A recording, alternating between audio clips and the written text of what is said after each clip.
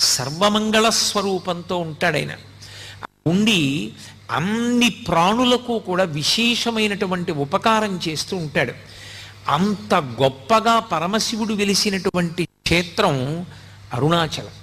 మనం ఎక్కడికైనా శైవ క్షేత్రానికి వెడితే ఆ శివాలయంలో ఉండేటటువంటి శివలింగం ఏది ఉంటుందో దాన్ని మాత్రమే ప్రధానమైన శివస్వరూపంగా భావన చేస్తాం. ఉదాహరణకి మీరు కంచి వెళ్ళారనుకోండి, ఏకాంబరీశ్వరలింగము అని ఆ కాంచీపురంలో ఉండేటటువంటి పృథివీలింగమే గొప్పది. ఆ పృథివీలింగ దర్శనం ప్రధానంగా చేస్తాం. మిగిలినవన్నీ కూడా పరివార దేవతలు ఇతరమైనటువంటి లింగాలు ఉంటాయి శివాలయంలో. కానీ ప్రధానమైన లింగం కాంచీపురంలో పృథివీలింగం. ఆ శివలింగాన్ని దర్శనం చేస్తాం. అరుణాచల క్షేత్రం దగ్గరికి వచ్చేటప్పటికి మాత్రం ఒక్కడే శివుడు అరుణాచలంలో ఉన్నటువంటి